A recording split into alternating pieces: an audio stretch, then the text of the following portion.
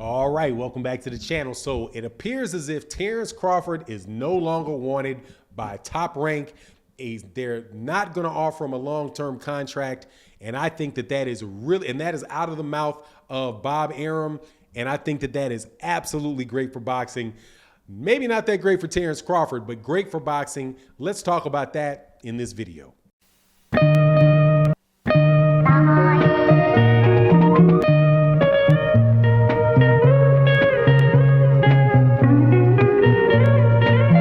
All right, welcome back to the channel. So this is something we've seen before, but not something we've seen in this fashion.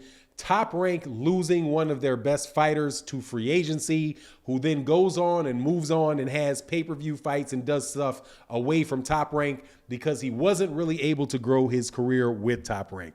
Now, this has happened before with Floyd Mayweather Jr. It's happened with Manny Pacquiao. It's happened with Oscar De La Hoya, where they get built up early part of their career. Eventually, they become disgruntled with Top Rank and they leave Top Rank. Terence Crawford, this is something where Terence Crawford has been in the same situation that they were in, being one of the best fighters in boxing, but he kept re-signing with Top Rank, and people kept saying, Terence Crawford needs to be a free agent. He needs to be a free agent. He needs to be a free agent. And now that's going to come through. It's going to come true for Terence Crawford, but not in the way that I expected it to, which is that Top Rank apparently isn't interested in re-signing Terence Crawford. Bob Arum had just recently gave an interview. It was in a series of questions that he was answering for people ahead of the Deontay Wilder-Tyson Fury fight. And I'm going to continue to say Deontay Wilder versus Tyson Fury fight and not Tyson Fury versus Deontay Wilder, because I believe Deontay Wilder should still be the champ after all that cheating. But regardless, Bob Arum was being asked a lot of questions, and he was asked about the Terence Crawford versus Sean Porter fight. And he said that, the first part of his answer was that, yeah, this is, it's a really big fight. Really looking forward to it. Should be a good fight. Both fighters are making a lot of money. There's going to be a lot of money there to be split up and made between, everybody else involved. And it's a really, really good thing. And so then he started talking about what was going to happen with Terence Crawford after that fight. And he said, well, as of right now, Terence Crawford is a free agent. And from here on forward, we're going to be dealing with Terence Crawford on a fight-by-fight basis, right? And then he said that, how he doesn't like these long-term contracts, because these long-term contracts, that's not how they used to do it back in the day with Sugar Ray Leonard and Marvelous Marvin Hagler and these guys. That, we just recently got into this habit of giving these guys these big long-term contracts, and how he doesn't want to do a big long-term contract with Terence Crawford. So if they can work out a fight with Terence Crawford, down the line or after this, good. If Terence Crawford can get a better offer from somebody else, then he'll go and fight with somebody else, man. So to me, it sounds like Bob Arum isn't interested in giving Terence Crawford a long-term deal. So, which, like I said, is not usually how this happens. Bob Arum has been somebody that has been locking people into long-term contracts for a very long time. Locked Floyd Mayweather Jr. into a long-term contract where Floyd Mayweather Jr. had to pay $700,000 to get out of the contract. With Manny Pacquiao, had a hard time getting out of his contract, where he was trying to make fights and promote fights under Manny Pacquiao promotions. And Bob Arum was actually threatening the people that he was partnering with, with legal ramifications if they were to, claiming that they were interfering with his contract. And a matter of fact, just a few months ago, Bob Arum said that he thought Terence Crawford was going to be around with Top Rank, for the rest of his life, man. So it's like, what changed all of a sudden? Personally, I think what changed, what the situation is, because I believe, because people keep asking me all the time about Terence Crawford and whether Terence Crawford is going to re-sign with him or not, right? As if, the decision is pretty much with Terence Crawford.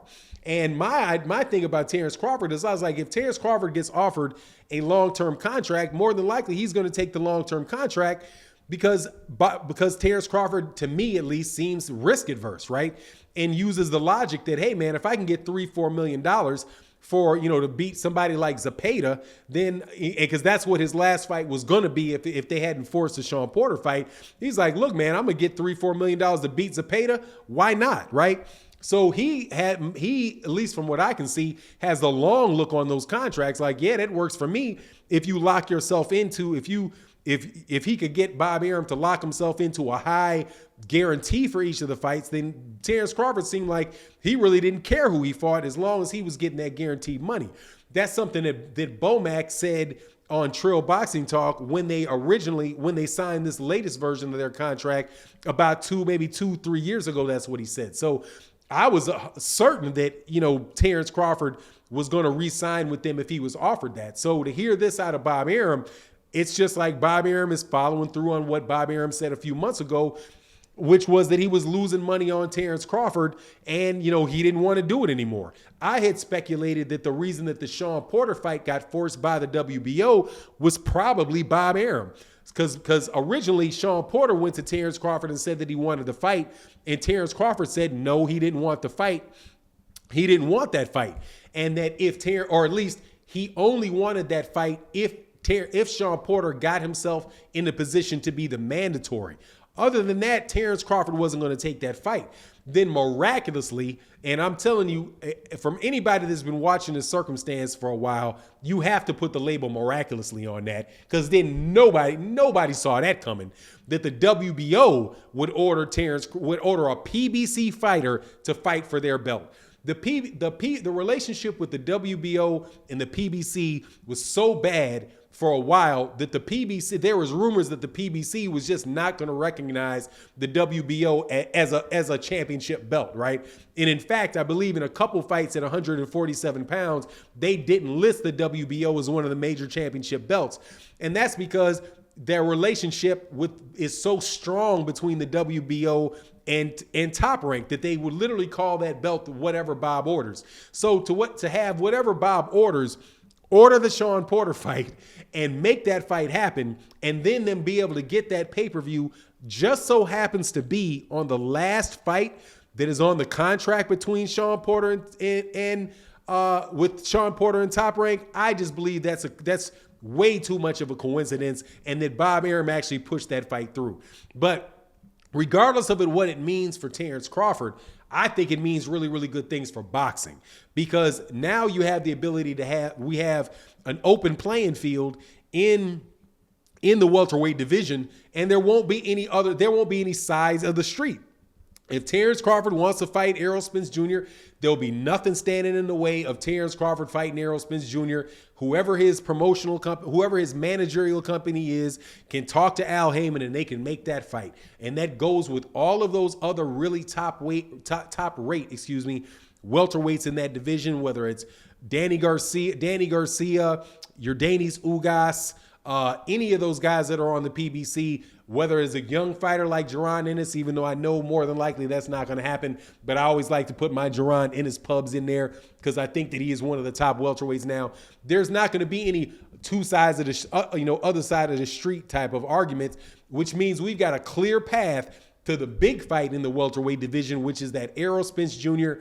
Terence Crawford fight. So, me hearing Bob Arum say that stuff, it got me excited. I absolutely, positively love it. To hear me, not have to worry, for us to be in a situation now, hopefully, where all of these fights can be made in one of the hottest divisions and the most stacked divisions in boxing is great, man. Because before it was like, man, when are we going to get this Terence Crawford, Errol Spence Jr.? And it was this, Errol Spence was in a situation where he's like, I got to clear my side of the street. And, Terence Crawford will take care of his side of the street, and then we can come together. Also, it allows the fighters to make more money because there's one less promoter involved in it, which takes that hurdle away from it. So just all in all, man, it's just a terrific situation, man. But too bad, so sad if Terence Crawford was looking forward to getting a long-term contract and milking it again, because it seems like Bob Arum's not into that. And anyway, but it is what it is. You let me know what you think in the comment section. And with that, I'm out. Peace.